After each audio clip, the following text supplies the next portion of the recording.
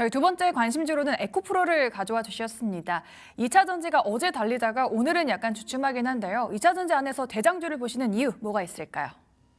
네, 여러분들 뉴스 보셔서 아시겠지만은 이 리튬 가격이요. 2년 새 최고치를 기록을 했습니다. 분당 15위안을 넘어섰는데 원화로는 약 3,200만 원 가량 되거든요. 그러니까 이건 여러분들 단순히 가격이 좀 올랐다라는 수준의 반등이 아니에요. 전 세계 배터리 패권의 질서가 완전히 지금 재편되고 있다는 아주 강력한 시그널로 보셔야 됩니다. 자, 그 내막을 들여다보면요.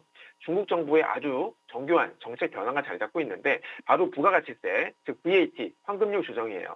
여기서 VAT 환급이 뭐냐면 중국이 수출용 배터리에다가 세금의 일부를 돌려줬거든요. 그러면서 가격 경쟁력을 지원을 해주던 제도예요.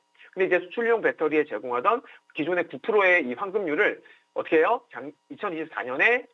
2024년 4월 겁니다, 아마. 4월부터는 6% 낮췄고요. 내년부터는 아예 없애버리겠다는 거예요.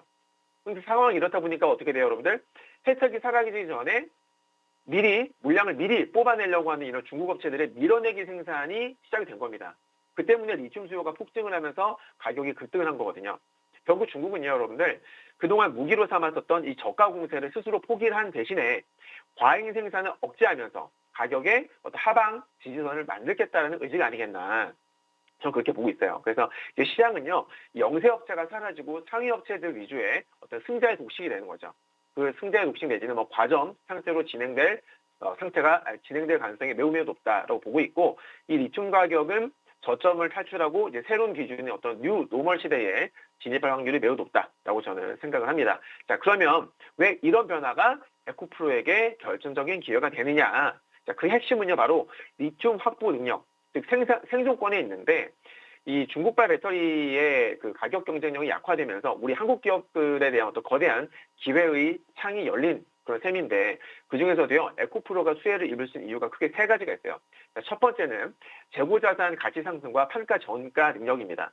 자, 리튬 가격이 올라가면서 자회사에 보면은 에코프로 이노베이션이 있는데, 걔네가 이미 가지고 있는 리튬 재고의 가치가 즉각적으로 올라가게 되겠죠. 그리고 에코프로는요, 원재료 가격 상승분을 양극재 판매 가격에 그대로 반영을 하는 패스스루가 가능한 그런 구조를 갖추고 있습니다. 자, 두 번째는 에코프로만의 장점이죠. 바로 클로스드 루프 에코시스템이에요. 그러니까 수직 계열화랑 비슷한 개념인데 차이점이 뭐냐면은 수직 계열화는 방향이 위에서 아래로 향하잖아요. 근데 에코프로의 이 루프 에코시스템은 뭐냐면 그러니까 쉽게 말하면 원형 순환이 되는 거죠. 그러니까 폐기물로 재활용해서 원료를 만들고 그걸로 또 제품을 만들어요. 그리고 또 단지 내 모든 공장이 모여 있어요. 네, 그래서 폐배터리 재활용을 담당하는 그 에코프로 CNG부터 시작해서 원료를 추출하는 이노베이션, 전구체 만드는 머티리얼스, 그리고 최종적으로 양극재를 생산하는 에코프로 BM까지 모든 과정이 하나로 이어져 있는 겁니다. 그러니까 리튬 가격이 비싸지고 수급이 불안정해질수록 단지 안에서 이 원재료를 조달하는 에코프로의 원가 경쟁력은 경쟁사들이 따라올 수가 없는 거예요. 여기에 또 인도네시아 재련소를 통해 가지고 확보한 저가 니켈까지 더해지면요, 제조 원가를 최대 30%까지 아낄 수 있지 않겠나라고 생각합니다. 리튬 가격 상승에 따른 원가 부담을 충분히 상쇄하고도 남는 아주 강력한 수익성 해결을 가진 셈이죠. 정리해보면 중국의 어떤 수출 억제와 또 환경 규제 강화는 리튬의 희소 가치를 더 높이게 될 거고, 이는 또 배터리 가격 하락세를 멈춰서 산업 전체의 어떤 수익성이 정상화되지 않겠나. 전 그렇게 보고 있는 겁니다. 자, 차트 보면 설명드릴게요. 네, 일봉 차트인데요. 자, 지금 보시면 주가가 지난 그 12월 달에 급등이 나왔다가 거의 한 달 가깝게 조정받았잖아요. 그죠? 그리고 나서 어디서 지지받았어요? A와 B에서 지지를 받았어요. 그죠? 그리고 어제 반등이 나왔는데 C, 저점에서부터 올라오던 C, 그리고 이 D, 위에서부터 내려오던 D, C와 D 추세선을 동시에 돌파해 준 거죠. 오늘은 시장이 좀 쉬어가면서 약간 눌리고 있습니다만은 추세 자체는 아직까지 변함이 없다. 여전히 전망도 좋고 차트 흐름도 괜찮다라고 보고 있습니다.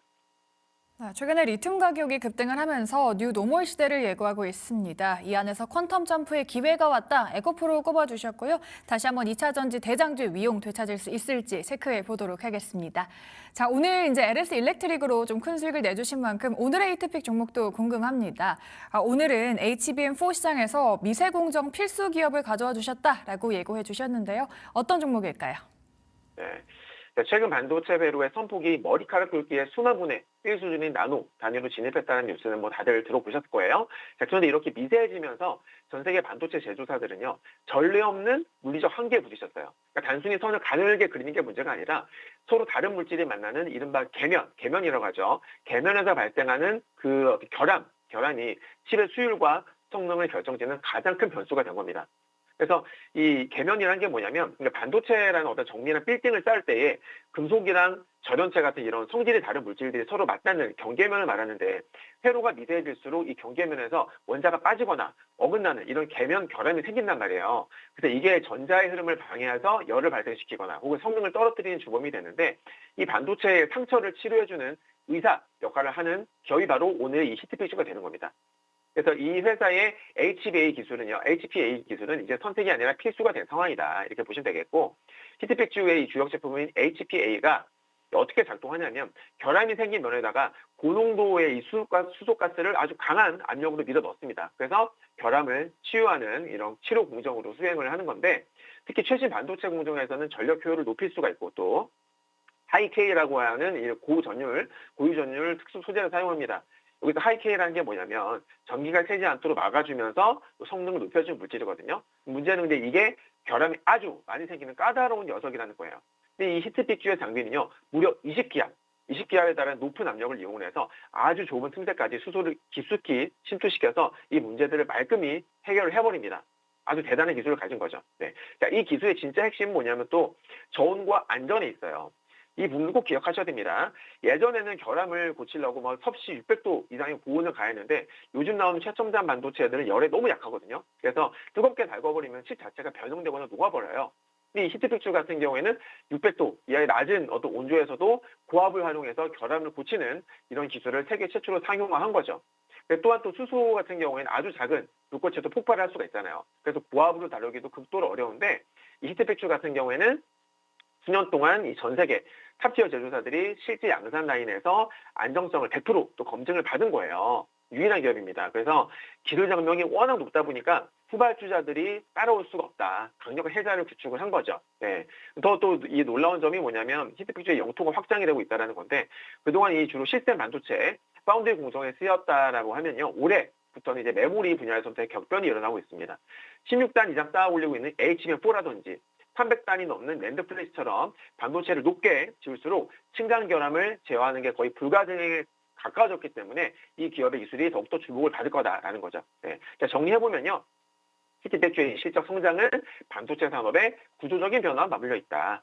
그래서 삼성전자가 주도하고 또 TSMC라든지 인텔이 합류한 어떤 차세대 트랜지스터 구조인 GAA를 주목하셔야 되는데 이 환경에 따라서 그러니까 선단 공정이 되겠죠.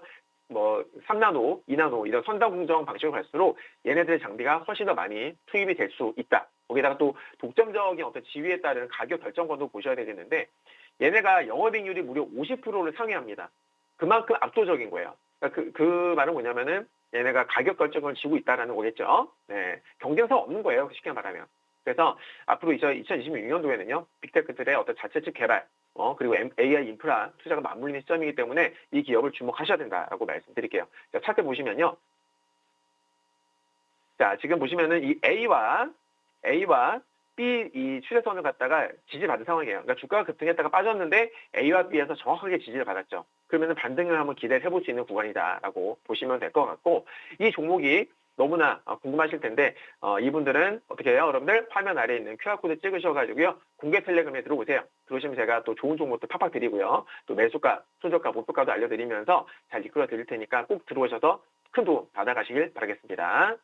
네, 오늘의 히트픽 종목은 독보적인 기술력을 바탕으로 강력한 기술적 해자를 구축한 기업이다라고 합니다. 올해 글로벌 AI 인프라 투자 확대에 있어서 가장 확실한 수혜주다라고 언급해 주신 만큼 이 종목 궁금하신 분들은 QR 찍고 들어가셔서 어떤 종목인지 꼭 확인해 보시면 좋을 것 같습니다.